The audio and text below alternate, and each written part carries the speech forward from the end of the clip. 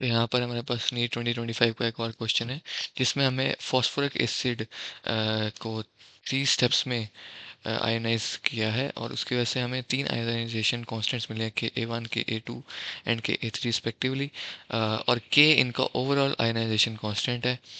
तो हमें इनमें से करेक्ट स्टेटमेंट्स को आइडेंटिफाई करना है। अगर हम अपनी पहली स्टेटमेंट को देखें यहाँ पर, तो इट स्टेट्स कि log K, that is overall ionization constant का लॉग इक्वल है log K A1 plus log के A2 प्लस लॉग के A3।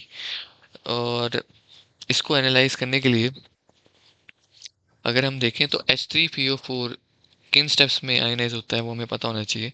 H3PO4 फर्स्ट लूज करता है एक हाइड्रोजन आयन और we are left with H2PO4 with a negative charge. तो इसकी वजह से हमें जो कांस्टेंट मिल रहा है वो Ka1 है यहाँ पर, ठीक है। अब हम नेगले स्टेप पे जाते हैं, दिस वाज स्टेप 1। अब हमारे पास H2PO4 नेगेटिव था, अगेन हम एक हाइड्रोजन आयन यहाँ पे लूज करते हैं और इस वजह से हमारे पास रह जाता है HPO4 but with a 2 negative charge, क्योंकि हमने 2 हाइड्रोजन आयन यहाँ पर लूज कर दिए हैं और इसका कांस्टेंट Ka2 बन जाता है। फिर हम स्टेप 3 पर आते हैं। इसमें हमारे पास बचा है HPO4 2 नेगेटिव, और अगेन हमने हमारे पास लूज करने के लिए एक हाइड्रोजन था यहाँ पर, तो H प्लस लूज कर दिया and we are left with PO4 3 negative, charge of 3 negative and constant Ka3। तो ये 3 स्टेप्स हैं जिसमें इसकी आयनाइजेशन हो रही है। तो इसकी वजह से जो नेट रिएक्शन है वो ये बन जाता है H3PO4 is a reversible, it's a reversible reaction, so 3H plus, because we lost 3 hydrogen ions here, and the final product we got was PO4 3 negative। तो ये हमारा फाइनल ओवरऑल रिएक्शन है, ये स्टेप्स हैं जिनमें ये रिएक्शन हुआ है। अब इससे अगर हम देखें तो क्योंकि हमारा नेट रिएक्शन ये आ रहा है, तो के और के के ओवरऑल आयनाइजेशन कांस्टेंट और इंडिविजुअल कांस्टेंट्स के बीच में ये रिलेशन बन जाता है हमारा, ये that is over ionization constant is a product of individual constants obtained in each step। हर एक स्टेप के कांस्टेंट को अगर हम मल्टीप्लाई कर दें तो हमें अपना ओवरऑल कांस्टेंट मिल जाता है, आयनाइजेशन कांस्टेंट मिल जाता है। अब हमें बस क्या करना है, लॉग लगाना है दोनों साइड पर। लॉग लगाएंगे, लॉग के हो जाएगा, और since they are in a product तो इसे हम लिख सकते हैं log Ka1 plus log Ka2 plus log Ka3।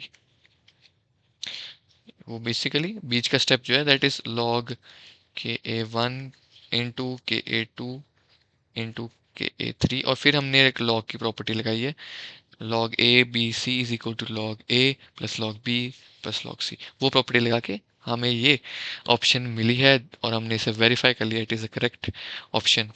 अब हम मूव करते हैं H3PO4 is a stronger acid than H2PO4। तो ये भी बात एकदम करेक्ट है। क्यों?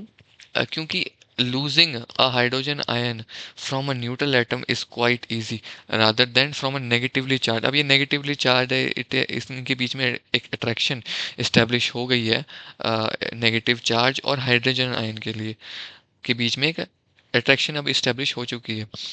जो अट्रैक्शन यहाँ पर अवेलेबल नहीं है क्योंकि ये जो है न्यूट्रल है अभी, तो इससे हाइड्रोजन निकालना ईजियर है as compare to H2PO4 negative.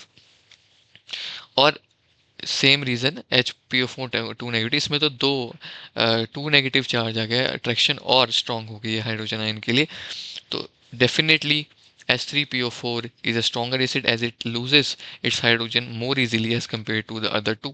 तो बी ऑप्शन भी हमारी करेक्ट है, और इसी वजह से हमारी सी ऑप्शन भी करेक्ट है, क्योंकि अगर ये बेटर एसिडिक करेक्टर शो कर रहा है, इसका मतलब ये easily H plus ion loose कर रहा है, और इसका मतलब है कि इसका आयनाइजेशन कांस्टेंट का ऑर्डर जो है वो सही दिया हुआ है। Ka1 का आयनाइजेशन कांस्टेंट ग्रेटर होगा, it has more tendency to loose H plus than Ka2 than Ka3। तो ये ऑर्डर अगेन हमारा सही हो जाता है।